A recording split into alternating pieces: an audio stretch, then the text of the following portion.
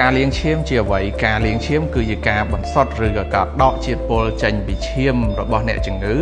ដែលមូលហេតុបណ្ដាលមកពីការខ្សោយតម្រងនោមរបស់គាត់ដែលមិនអាចបញ្ចេញជាតិពុលបានចំពោះការលាងឈាមយើងចែកចេញជាពីរធំទី1គេហៅការលាងឈាមដោយស្រួចស្រាវនិងការលាងឈាមដោយរ៉ាំរ៉ៃ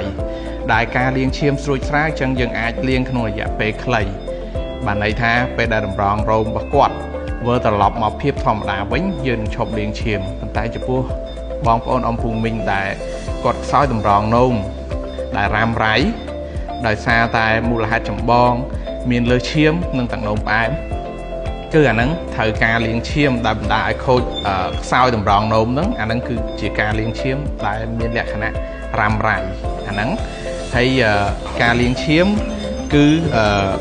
វាគ្រាន់តែជាដំណាក់កាលនៃការដកជាតិពុលវាមិនមែនជាការដែលធ្វើឲ្យគ្រោះថ្នាក់ដល់អាយុជីវិតទេប៉ុន្តែផ្ទុយទៅវិញបើសិនជាបងប្អូនអត់លាងឈាមអាហ្នឹងវាគំរាមកំហែងដល់អាយុជីវិតដោយសារតែតម្រងនោមរបស់យើងមិនអាចបញ្ចេញជាតិពុលបានអញ្ចឹងនៅក្នុងនេះខ្ញុំគ្រាន់តែសូមបង្ហាញបន្តិចទាក់ទងមួយការលាងឈាមគឺបានន័យថានេះគឺជាម៉ាស៊ីនលាងឈាមដែលនេះគឺដើរតួដូចជាតម្រងនោមសបនិមិត្តដែលយើងភ្ជាប់ជាមួយអ្នកជំងឺបានតែយើងដកឈាមពីអ្នកជំងឺហើយបន្សុទ្ធដោយម៉ាស៊ីនបន្ទាប់មកគឺយើងនឹងឲ្យឈាមអ្នកជំងឺចូលទៅគាត់វិញ